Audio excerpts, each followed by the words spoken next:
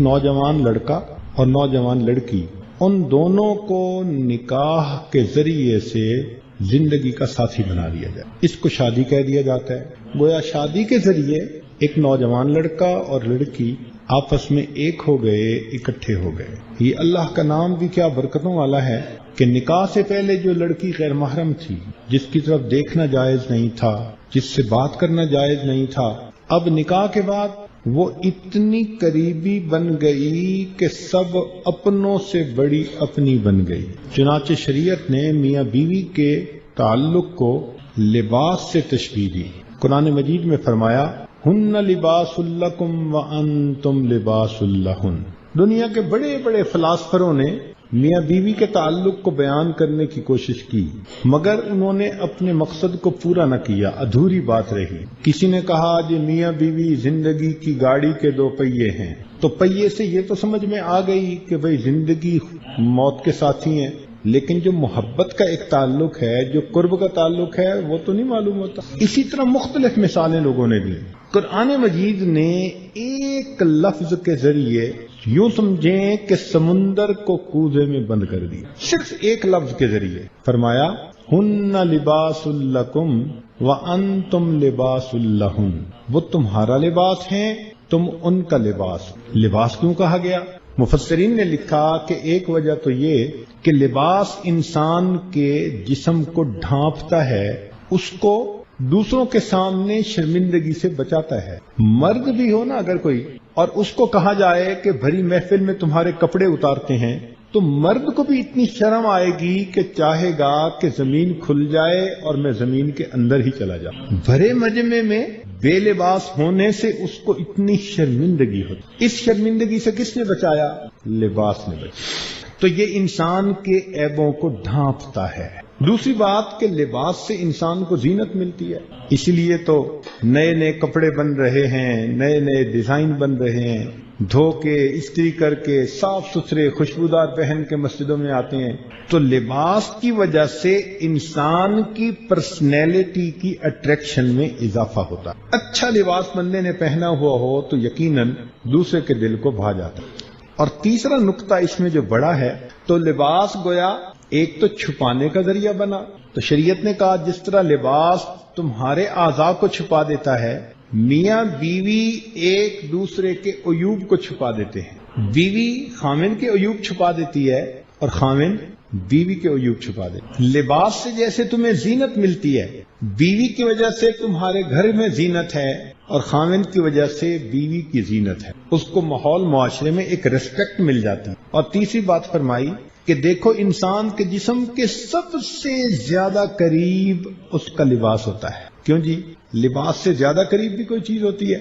نہیں۔ سب سے زیادہ جسم کے قریب کیا ہے؟ لباس ہے۔ تو شریعت نے اس طرف بھی اشارہ کیا کہ دیکھو اب تم جو زندگی کے ساتھی بن رہے ہو، تو جس طرح جسم کے سب سے زیادہ قریب اس کا لباس ہوتا ہے، اب خاوند کے لیے سب سے زیادہ قریب اس کی بیوی، اور بیوی کے لیے سب سے قریب اس کا خاوند ہو۔ سب رشتوں سے بڑا رشتہ یہ ہے۔ زندگی کا ساتھی کوئی چھوٹا سا لفظ نہیں ہے جو بولا جاتا ہے، اس کو نکاح کہتے ہیں۔ اس لیے بعض کتابوں میں لکھا ہے کہ النکاح نصف الایمان، نکاح آدھا ایمان ہے۔ کیا مطلب؟ کہ کنوارا بندہ جتنا بھی نیک متقی پرہیزگار ہو جائے، ابھی اس نے آدھے ایمان کو کور کیا، بقیہ آدھا تب کور ہوگا جب نکاح کر کے جو اس پر ذمہ داریاں ہیں یہ ان کو پورا کرے گا۔ اسی ایک روایت میں آتا ہے کنوارا آدمی نماز پڑھتا ہے تو اس کو ایک نماز پر ایک نماز کا ثواب، اور شادی شدہ نماز پڑھتے ہیں تو بعض روایات میں ایک نماز پر 21 نمازوں کا ثواب، اور بعض روایت میں ایک نماز پر 42 نمازوں کا ثواب۔ تو شارحین حدیث نے لکھا کہ یہ ثواب کیوں بڑھا دیا؟ وہ فرماتے ہیں کہ اس کی وجہ یہ تھی کہ اللہ رب العزت نے فرمایا اب میرے اس بندے پر حقوق العباد بھی آ گئے، جب یہ حقوق العباد کو پورا کرنے کے ساتھ میرے بھی حقوق کو پورا کرے گا، میں پروردگار اس کے عملوں کی قیمت ہی بڑھا دوں گا، ریٹ بڑھا دوں گا۔ شریعت نے فقط ہمیں مسلح کی عبادت نہیں سکھائی، پوری زندگی گزارنے کا طریقہ. یہی تو حسن و جمال ہے اس دین اسلام کا، یہی خوبصورتی ہے اس شریعت کی. قدم قدم پہ اوپر ہمیں گائیڈنس ملی. چنانچہ ایک نوجوان کہتا ہے کہ جی میرا نکاح ہو گیا، مجھے تو پہلے بتائیں کہ نکاح کے لیے میں بیوی کیسے پسند کروں. تو نبی علیہ الصلوۃ والسلام نے فرمایا کہ عورت کو 4 وجوہات سے پسند کرتے ہیں. یا تو اس کو خوبصورتی کی وجہ سے پسند کرتے ہیں، جمالہا.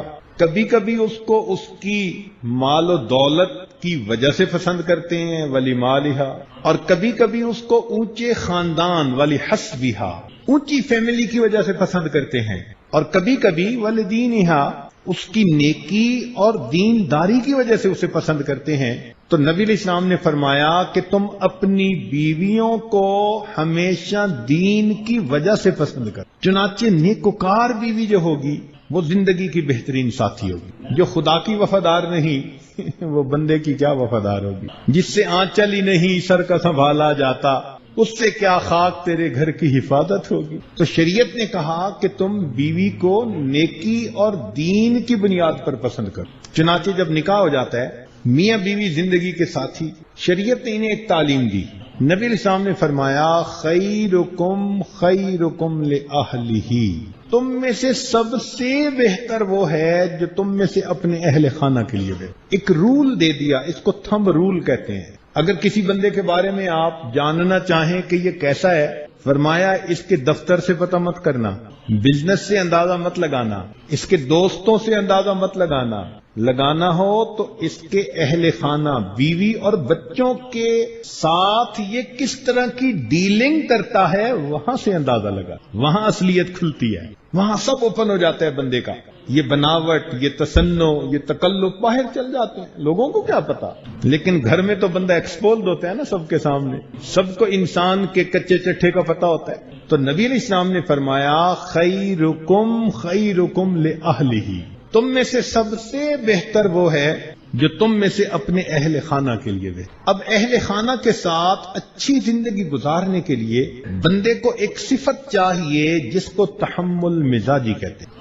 جس شخص کے اندر تحمل مزاجی کی صفت ہوگی ہمیشہ اچھی زندگی ہوگی ازدواجی. اس کی تحمل مزاجی کیا ہوتا ہے کہ کسی بھی بات پر انسٹنٹینیسلی ریئیکٹ نہیں کرنا، چھوٹی سی بات پہ فوراً فلیئر اپ نہیں ہو جانا، غصے میں نہیں آ جانا. کوئی اگر بات دیکھ رہے ہو، سن رہے ہو، تو پھر پہلے سوچو کہ میں اس گھر کا بڑا ہوں، ذمہ دار ہوں، مجھے اللہ نے اس جماعت کا امیر بنایا ہے. جماعت کے امیر کون ہوتا ہے؟ یہی تو کہا الرجال قوامون علی النساء. اس کا ترجمہ یہی ہے کہ تمہیں ہم نے عورتوں کا امیر بنایا. تو امیر کو تو خیال رکھنا پڑتا ہے پورے گھر کے چھوٹے بڑوں کا. تو فرمایا کہ تم چھوٹے بڑوں کا خیال رکھو اور اچھی زندگی گزارو. جس بندے کو جلدی غصے میں آنے کی مرض ہو اس کی ازدواجی زندگی ہمیشہ کانٹوں بھری ہو. اور ایک بات عرض کروں کہ غصہ ہمیشہ عام طور پر کمزوری کی علامت ہے. غصہ عام طور پر صحت مند کی نسبت بیمار کو غصہ زیادہ آتا ہے، جوان کی نسبت بوڑھے کو غصہ زیادہ آتا ہے، مرد کی نسبت عورت کو غصہ جلدی آ جاتا ہے. تو غصہ کس کی علامت ہوئی؟ کمزوری.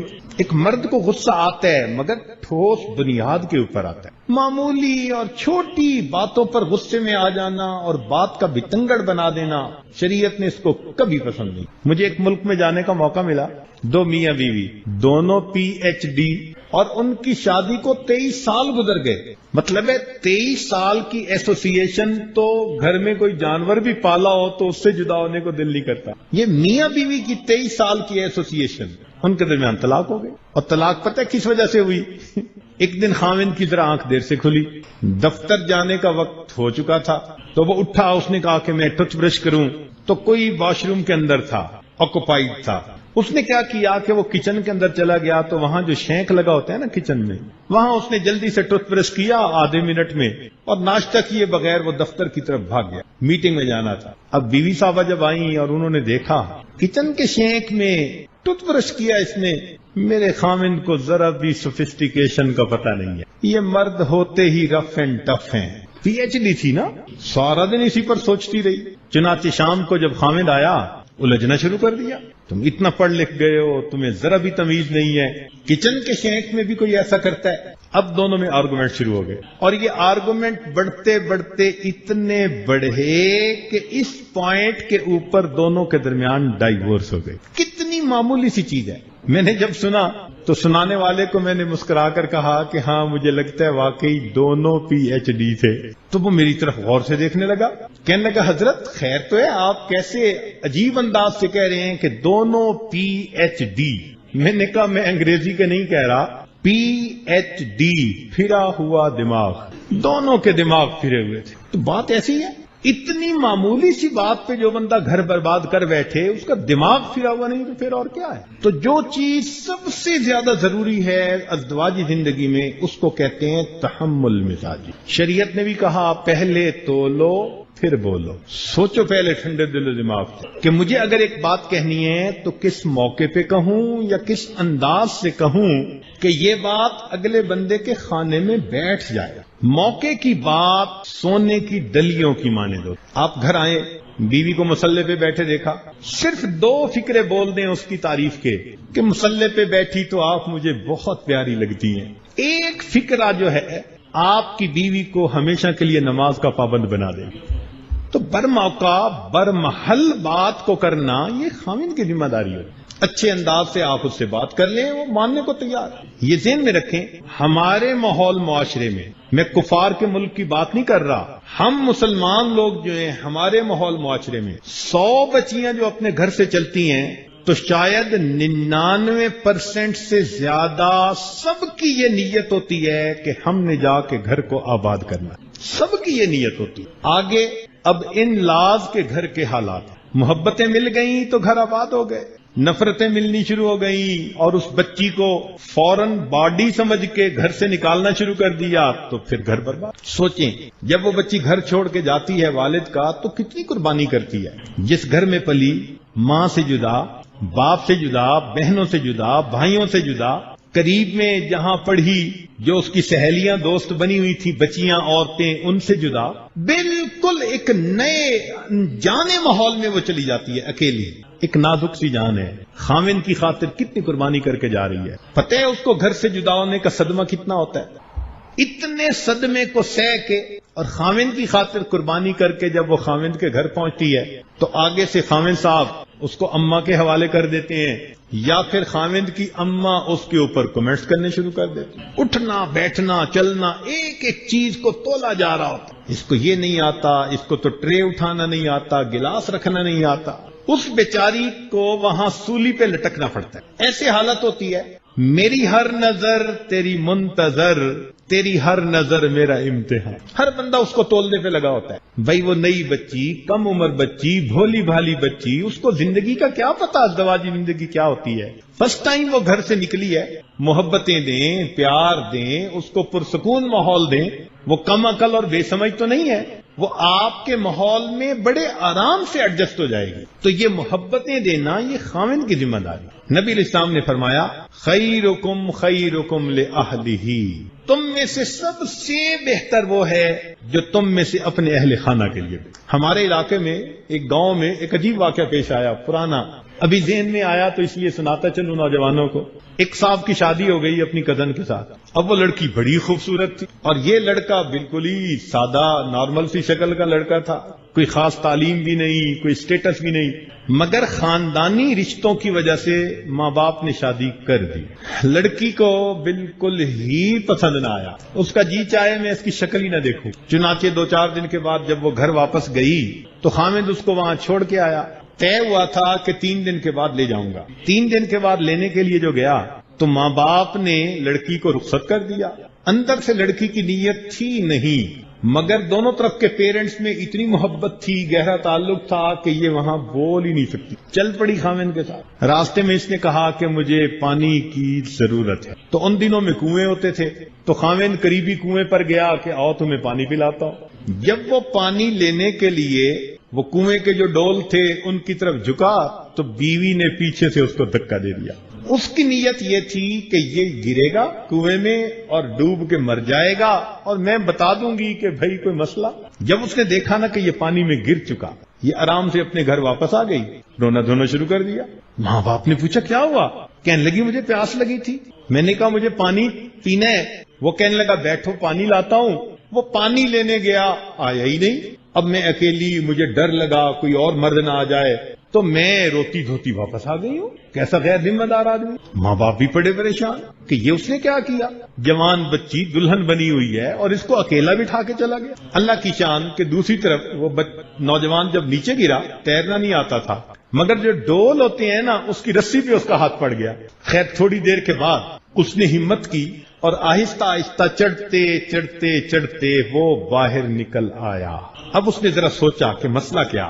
اس نے کہا لگتا ہے کہ بیوی مجھ سے دلی طور پہ خوش نہیں ہے، مگر مجھے بھی تو ایسی چاند سی بیوی نہیں مل سکتی، اس لیے مجھے جانا ہے اس کو لینے کے لیے۔ اس نے اپنے کپڑے وغیرہ خشک کیے، اپنے حالت تھوڑا ٹھیک کی اور چل پڑا۔ واپس آیا مسکراتے چہرے کے ساتھ۔ اب ساس بھی غصے ہو رہی ہے، سسر بھی غصے ہو رہا ہے، اتنے غیر ذمہ دار ہو، تم نے ہماری بیٹی کو اس طرح بٹھا دیا اور چلے گئے۔ مسکراتے کہنے لگا بس مجھے ذرا دیر ہو گئی، بس کوئی بات نہیں، آپ چلو اس کو بھیجیے۔ اب جب ہنستے مسکراتے اس نے بات کی تو ماں باپ نے بھیج دیا، چلو بیٹی جاؤ۔ یہ اپنی اس بیوی کو لے کر آیا۔ یہ بندہ کہتا ہے کہ اس کے بعد پوری زندگی میں نے اپنی بیوی کو کبھی نہ جتلایا کہ تم نے میرے ساتھ کیا کیا۔ یہ فرق ہوا کہ وہ بیوی ساری زندگی میرے جوتوں میں پڑی رہتی، وہ مجھے اپنا محسن سمجھتی تھی۔ کتنا ظرف ہے اس بندے کا، میں نے کیا کیا؟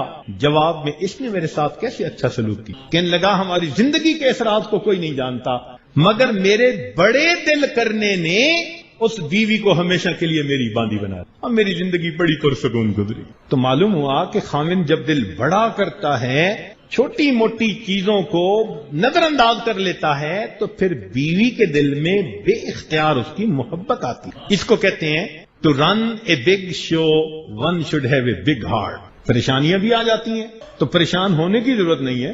High winds blow on high mountains, اونچے پہاڑوں پر تیز آندھیاں چلتی ہیں کئی دفعہ، تو انسان کی زندگی میں بھی اس طرح کے حالات آتے ہیں۔ تو سب سے اہم بات کیا ہے؟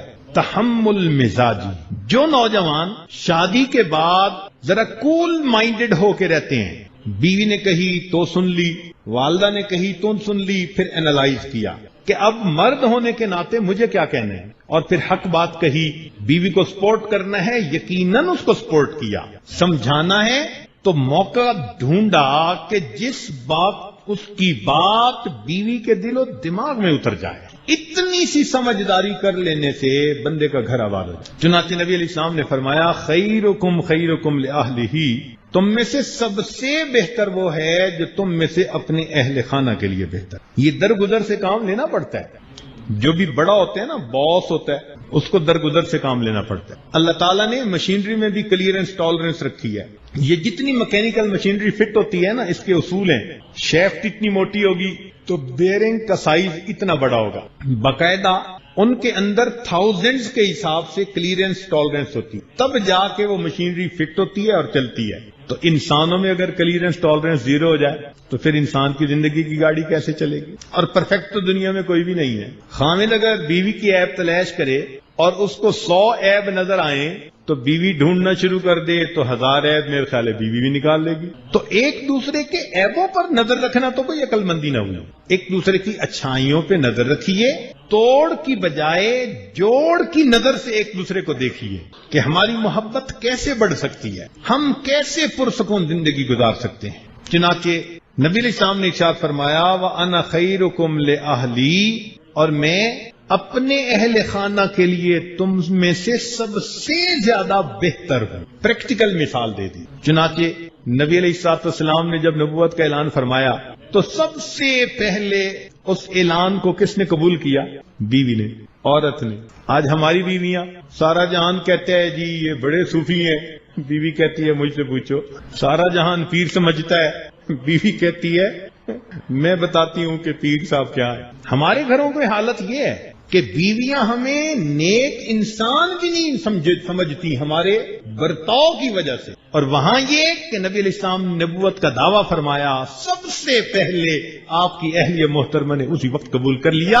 اے اللہ کے محبوب، آپ واقعی نبوت کے منصب پہ فائز ہونے کے لائق نظر آئے. پوچھا، اے اللہ کے نبی، آپ کیوں گھبرا رہے ہیں کہ زملونی زملونی؟ فرمایا خشیت علی نفسی، مجھے ڈر ہے کہ کہیں میری موت ہی نہ واقع ہو جائے. فرمایا انک لتصل الرحم، صلہ رحمی کرنے والے ہیں. تکسب المعدوم، تقرع الضیف وتعین علی نوائب الحق. اے اللہ کے نبی، آپ میں یہ خوبی یہ خوبی یہ خوبی، جب اتنی خوبیاں آپ کے اندر ہیں، میں کہتی ہوں اللہ تعالیٰ آپ کو ضائع نہیں فرمائے. یہ ہوئی نا بات کہ بیوی تسلی دے رہی ہو. تو اکثر جو گھروں کے اندر جھگڑے، لڑائیاں، نفرتیں آتی ہیں، ان کی بنیادی وجوہات 2-3 ہی ہوتی ہیں. ایک ان میں سے ہے غصہ، جلدی غصے میں آ جانا، چھوٹی سی بات کا بتنگڑ بنا دینا. تو جلدی غصے میں آنا یہ اچھے انسان کی علامت نہیں ہوتی. غصہ آتا ہے، یقیناً آتا ہے، مگر غصے والی باتوں پر، بیکار باتوں پہ غصہ آنا تو بیوقوفوں کی علامت ہوتی ہے. چھوٹی چھوٹی بات. تو تحمل مزاجی،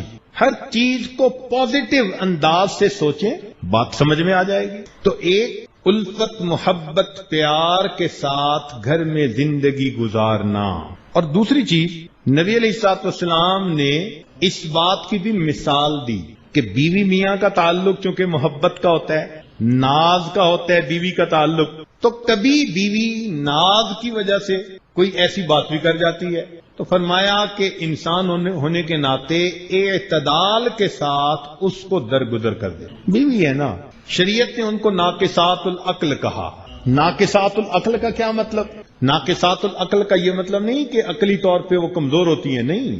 عورتیں کئی مرتبہ عقلی طور پہ مردوں سے زیادہ تیز ہوتی ہیں.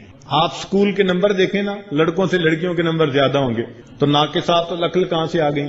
شریعت نے جو کہا نا ناقصات العقل، اس کا مقصد یہ تھا کہ یہ ذرا جذباتی سوچ رکھتی ہیں.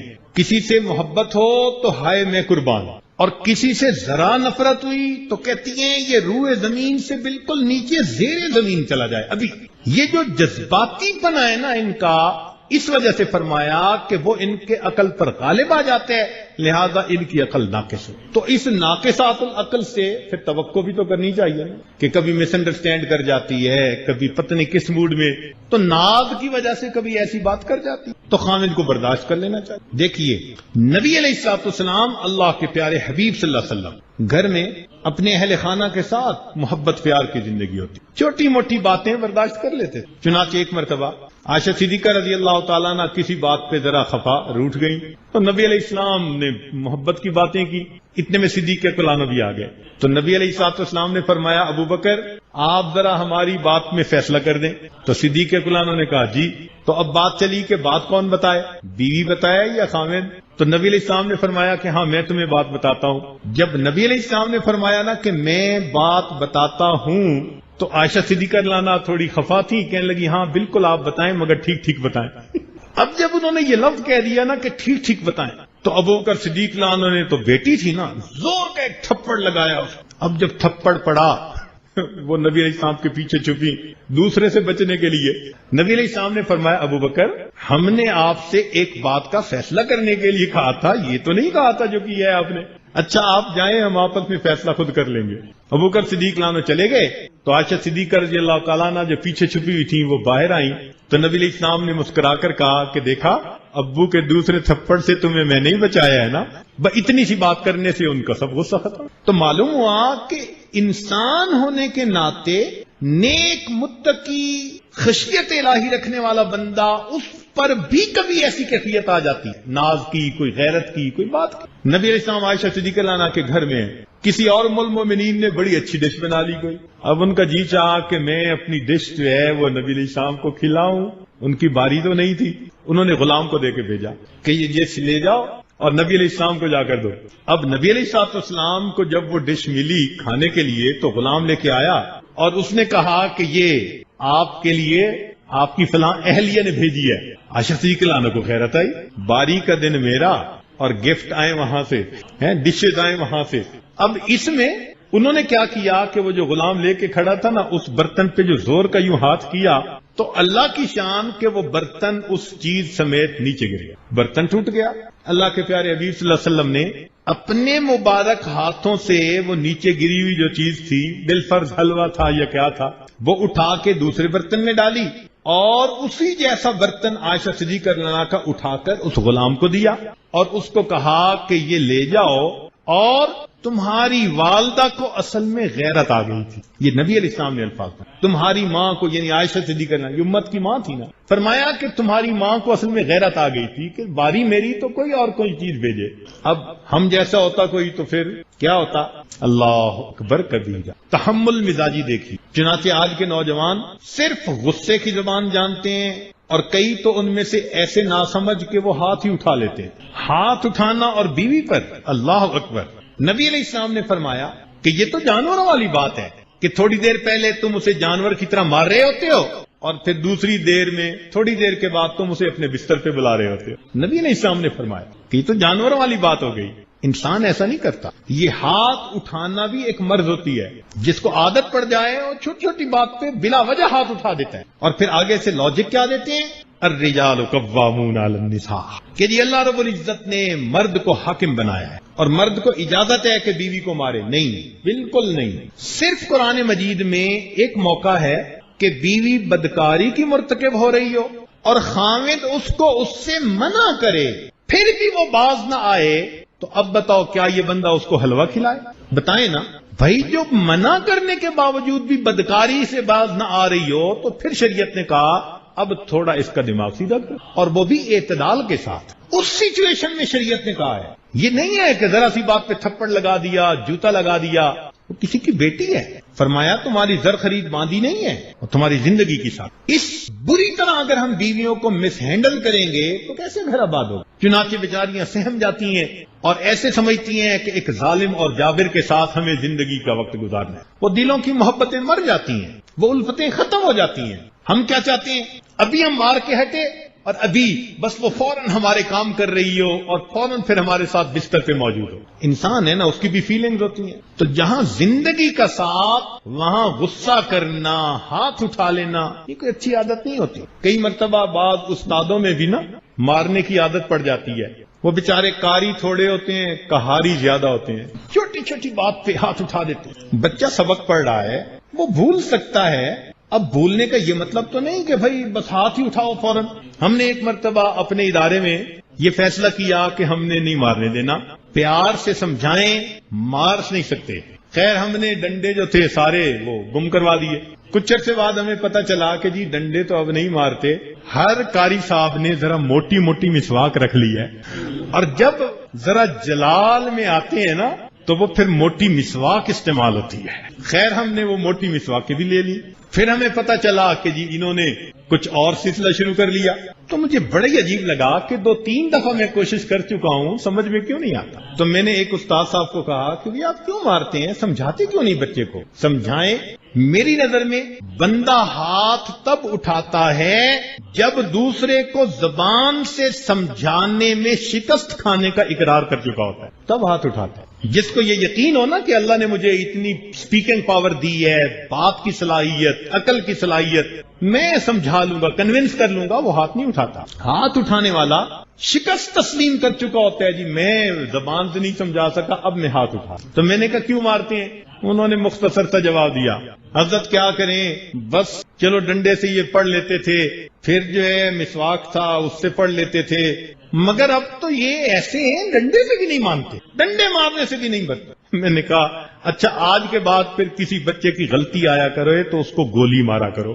اللہ کے بندے، کوئی سمجھنے والی بات ہے. تو جس طرح بچوں کے ساتھ استادوں کا معاملہ، ایک استاد اللہ کے پیارے حبیب صلی اللہ علیہ وسلم ہے. انس رضی اللہ عنہ کہتے ہیں کہ میں جب نبی علیہ السلام کی خدمت میں آیا، میری والدہ ام سلیم لے کر آئیں تو میری عمر 9 سال تھی اور میں کم و بیش 9-10 سال نبی علیہ السلام کی خدمت کرتا رہا. فرماتے ہیں 10 سال میں اللہ کے حبیب نے نہ کبھی مجھے مارا، نہ ڈانٹا، نہ بددعا دی، نہ کبھی مجھے کوسا. اللہ کے نبی کو کبھی ایسا کرنے کی ضرورت ہی پیش نہیں آئی. ہمیشہ پیار سے سمجھا دیتے اور کہتے کہ غلطیاں میں بھی کرتا تھا. کیسی غلطیاں کرتے تھے؟ کہنے لگے نبی علیہ السلام نے انگوروں کا خوشہ بھیجا، کہ جاؤ میری طرف سے اپنی والدہ کے لیے ہدیہ لے جاؤ. میں لے کے چل پڑا. خیال آیا کہ ان کا ذائقہ کیسا. میں نے ایک چکھا, وہ بڑا اچھا لگا. پھر میں نے دوسرا چکھا. اب میں چل بھی رہا ہوں اور ایک کھا بھی رہا ہوں. کہنے لگے کہ پتہ تب چلا کہ ابھی گھر آیا نہیں تھا اور انگور سارے ختم. کہتے ہیں میں چپ کر کے واپس آ گیا. کئی دن گزر گئے. میری والدہ نبی علیہ الصلوۃ والسلام کی خدمت میں سلام کے لیے حاضر ہوئی تو قدرتاً نبی علیہ السلام نے پوچھ لیا کہ ام سلیم میں نے آپ کو انگوروں کا خوشہ بھیجا تھا, وہ انگور اچھے تھے؟ کہ اللہ کے نبی مجھے تو کوئی نہیں پہنچے. کہنے لگے نبی علیہ السلام خاموش. نبی علیہ السلام نے میری والدہ کو کچھ اور نہیں کہا. لیکن کیا ہوا کہ اب جب میں سامنے آیا تو نبی علیہ السلام نے آ کے میرا کان پکڑ کے مسکرا کے کہا انس میرے انگوروں کا خوشہ نکالو. اب نبی علیہ السلام جب مجھے دیکھتے مسکراتے اور مسکرا کے میرا کان پکڑ کے کہتے انس میرا خوشہ لاؤ کہ انگوروں کا. اللہ کتنی محبت اور پیار کے ساتھ سمجھا رہے ہیں. تو انسان گھر کے اندر محبت پیار کا ماحول رکھے, محبت پیار سے سمجھائے. مارنا اور بات بات کے اوپر جیسے کوئی آدمی دشمن کے ساتھ معاملہ کر رہا ہوتا ہے, یہ ہرگز اجازت نہیں. اللہ کے پیارے حبیب صلی اللہ علیہ وسلم نے محبت و پیار کی زندگی گزارنے کے لیے حکم دیا. چنانچہ ایک مرتبہ عائشہ صدیقہ رضی اللہ عنہا کسی بات پہ تھوڑا سا خفا ہوئی, یعنی موڈ آف ہوا تھوڑا سا, تو حدیث پاک میں آتا ہے کہ نبی علیہ السلام تشریف لائے اور آپ نے ان کا ناک پکڑ کر کہا اے منی سی عائشہ. حدیث کے یہ الفاظ کہ آئے نا تو ناک پکڑ کے کہا اے میری منی سی عائشہ.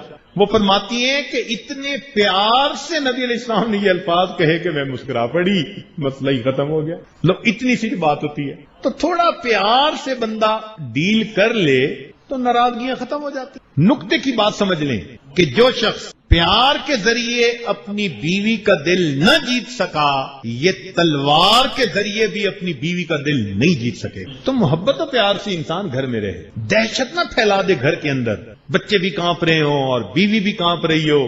محبت پیار کی زندگی, الفتوں کی زندگی, یہ نبی علیہ الصلوۃ والسلام. اور آپ اتنا پیار گھر میں دیتے تھے کہ آپ کی بیویاں قربان ہوتی تھی. چنانچہ حدیث پاک میں آتا ہے کہ نبی علیہ الصلوۃ والسلام اپنی اہلیہ صاحبہ کو ایک مرتبہ 9 عورتوں کی کہانی سنانے لگے. سوچئے یہ اللہ کے محبوب صلی اللہ علیہ وسلم جنہوں نے جہنم کو بھی آنکھوں سے دیکھا, جنت کو بھی دیکھا, ان کے دل پہ اللہ کی ہیبت اور عظمت کا کیا عالم ہوگا, خشیت کا کیا عالم ہوگا, مگر اپنی بیوی کو وہ 9 عورتوں کی کہانی سنا رہے ہیں کہ عائشہ ایک عورت 9 عورتیں پانی بھرنے کنویں پر اکٹھی ہوئی تو انہوں نے کہا کہ آج ہر ایک اپنی حالت کو کھلا کھلا بیان کر دے. تو انہوں نے کہا ٹھیک. تو پہلی عورت نے کہا کہ میرا خاوند ایسا ہے, ایسا سلوک کرتا ہے, ایسا انسان ہے.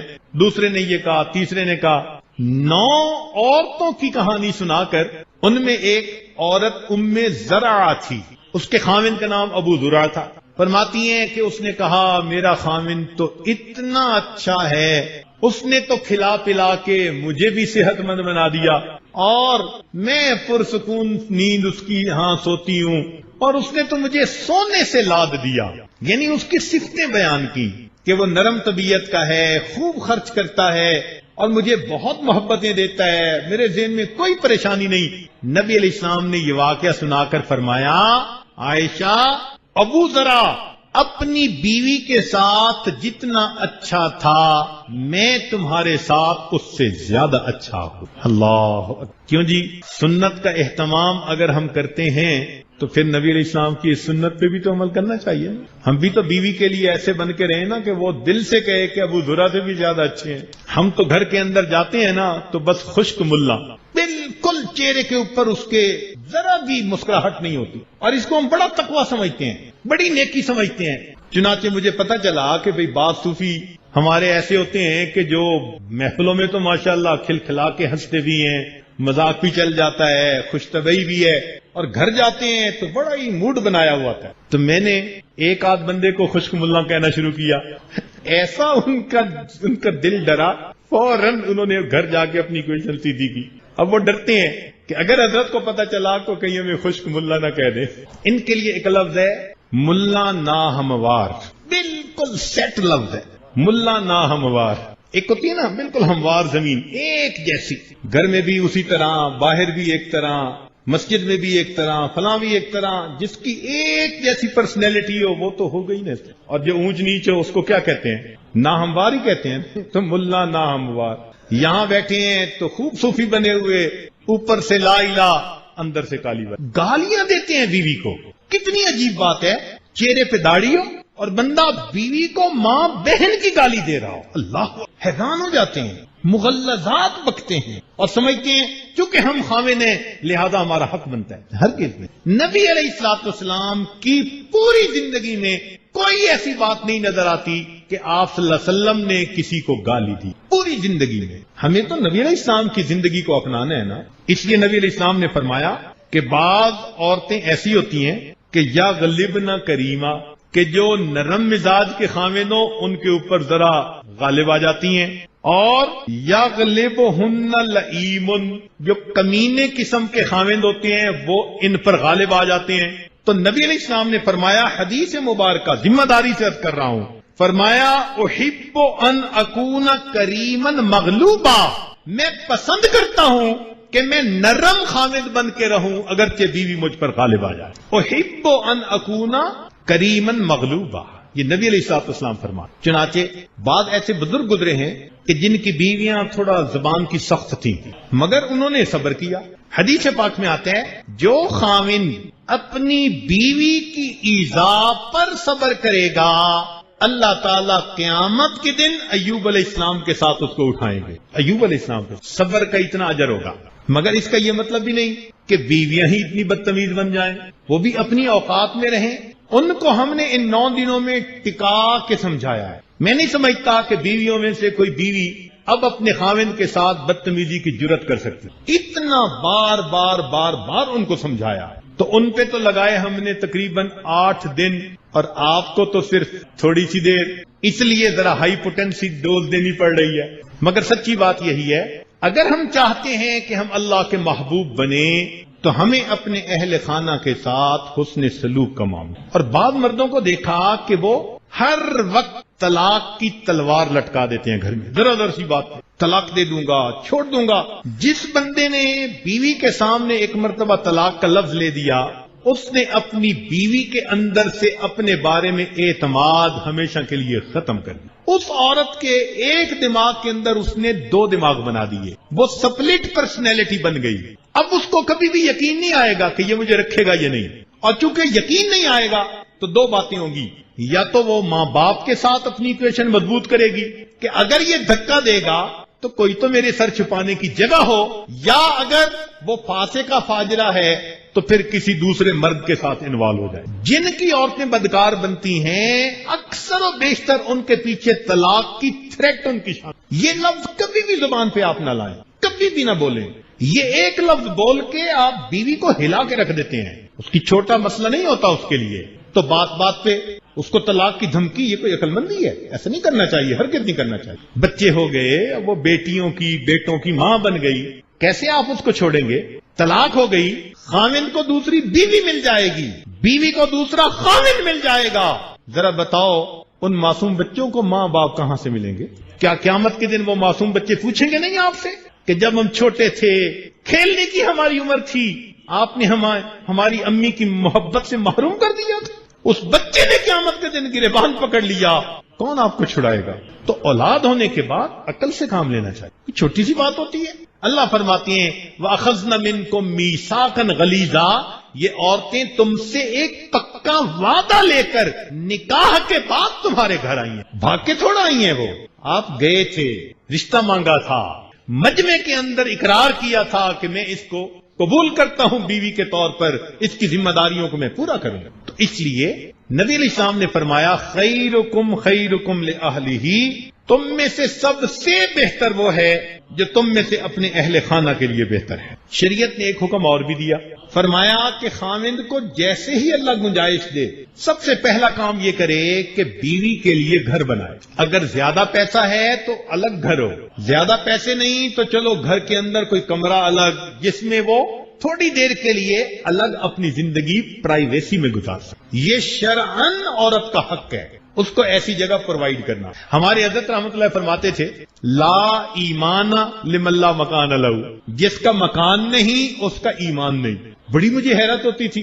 خیر بڑی دیر کے بعد، بڑے عرصے کے بعد میں نے ہمت کر کے ایک دن عرض کر دیا کہ حضرت میں بچہ ہوں، کچا ہوں، سمجھ نہیں ہے مجھے، تو آپ جو یہ فرماتے ہیں نا مجھے اس کی حکمت سمجھ میں نہیں آتی، تو آپ ذرا سمجھا دیجئے کہ آپ ایسی بات کیوں فرماتے ہیں کہ جس کا مکان نہیں اس کا ایمان نہیں. تو حضرت نے فرمایا کہ دیکھو ہم نے خود تجربہ کیا، جو خاوند اپنا مکان نہیں بیوی کے لیے بناتے، کرائے کے مکانوں میں ان کو رکھتے ہیں، اگر ایکسیڈنٹ سے کسی وجہ سے خاوند کی موت آ جائے تو بیوی کرایہ کہاں سے دے گی؟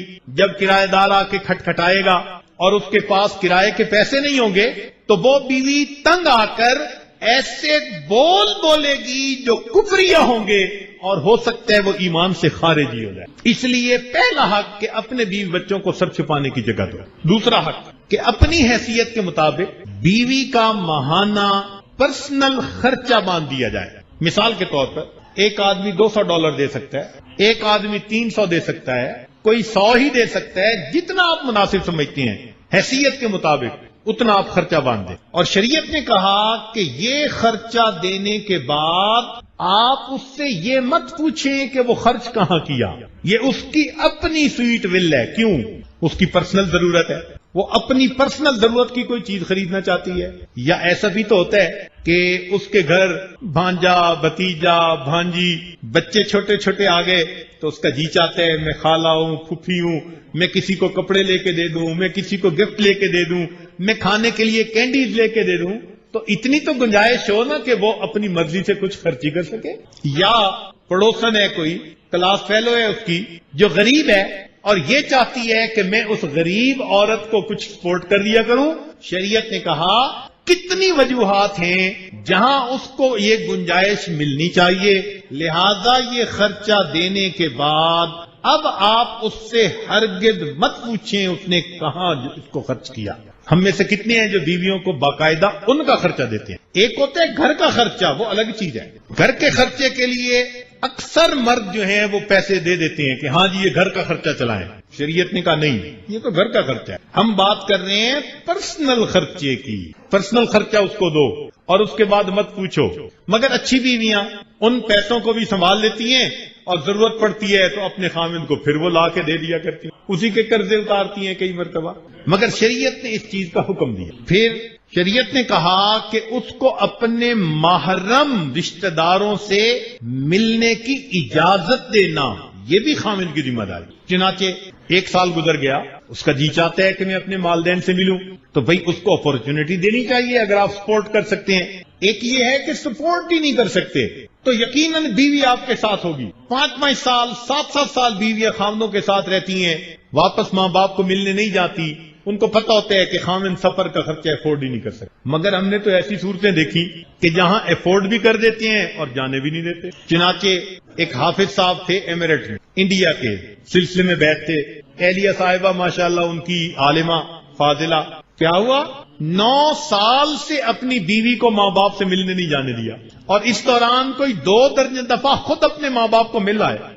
یا اللہ، انسان ہے، کوئی پلاسٹک کا کھلونا تو گھر میں نہیں نہ لے کے آگے، تو 9 سال بیویوں کو ماں باپ سے نہ ملنے دینا، یہ کوئی انسانیت تھوڑا ہے. ایسی بھی شریعت نے نہیں مرد کو حاکم بنایا.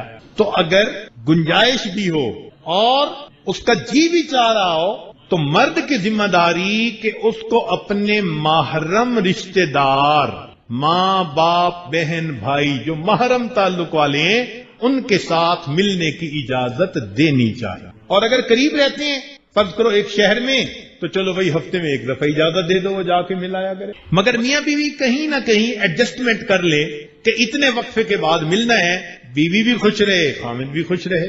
یاد رکھیں کہ نکاح سے پہلے بندے کا ایک باپ اور ایک ماں. شریعت کہتی ہے نکاح ہونے کے بعد اب بندے کے 2 باپ اور 2 مائیں ہوتی ہیں. شریعت نے ساس اور سسر کو بھی ماں اور باپ کا درجہ دیا. تو اگر نہیں ملنے دے رہا تو اپنے ہی ماں باپ سے نہیں ملنے دے رہا. اس نظر سے سوچیں. شریعت نے کہا کہ تم اس طرح محبت پیار کی زندگی گزارو گے تو اللہ رب العزت تمہارے ساتھ خوش ہوں گے. نبی علیہ الصلوۃ والسلام اپنے اہل خانہ کے ساتھ بہت محبت کی زندگی. حدیث پاک میں آتا ہے کہ ایک مرتبہ عائشہ صدیقہ رضی اللہ تعالیٰ عنہ اونٹ پر سوار تھی اور ان کا اونٹ جو تھا وہ ذرا تیزی سے بھاگنے لگا، تو نبی علیہ الصلوۃ والسلام نے اونٹ کو بھاگتے دیکھا تو فرمایا واہ عروسا ہو، ہائے میری دلہن۔ یہ الفاظ اللہ کے پیارے محبوب صلی اللہ علیہ وسلم نے فرمائے، اور یہ شادی کے موقع پر نہیں تھے، بعد میں۔ اتنی تو محبت کا اظہار ہے نا کہ اونٹ تیزی سے بھاگا تو اللہ کے حبیب فرماتے ہیں ہائے میری دلہن۔ اتنی محبت تو دل میں تھی نا جی۔ یہ کس کے لیے تھی؟ امت کی تعلیم کے لیے۔ چنانچہ عید کا دن تھا اور گھر کے باہر حبشی لوگ جو تھے وہ کچھ کھیل کر رہے تھے، دوڑ بھاگ رہے تھے۔ نبی علیہ السلام نے فرمایا عائشہ تم نے کھیل دیکھنے؟ جی اللہ کے نبی۔ تو نبی علیہ السلام دروازے میں کھڑے ہو گئے اور عائشہ صدیقہ رضی اللہ عنہا کو پیچھے کھڑا کر لیا، اور اپنے یہ جو کندھا ہوتا ہے نا ادھر انہوں نے ٹھوڑی رکھ لی اور یہاں سے ایسے دیکھنے لگ گئی، یعنی خود پردے میں تھی۔ اب دیکھتی رہی۔ اللہ کے نبی پوچھتے کہ کافی ہے؟ نہیں ابھی اور دیکھنا ہے۔ پھر کھڑے رہے، کافی ہو گیا؟ نہیں ابھی اور دیکھنا ہے۔ جب تک عائشہ صدیقہ رضی اللہ تعالی عنہا انہوں نے خود نہیں کہا ہاں اب میں نے دیکھ لیا جی بھر کے، نبی علیہ الصلوۃ والسلام اس وقت تک ان کو کھیل دکھاتے رہے۔ یہ نبی علیہ الصلوۃ والسلام ایک دفعہ باہر تشریف لے گئے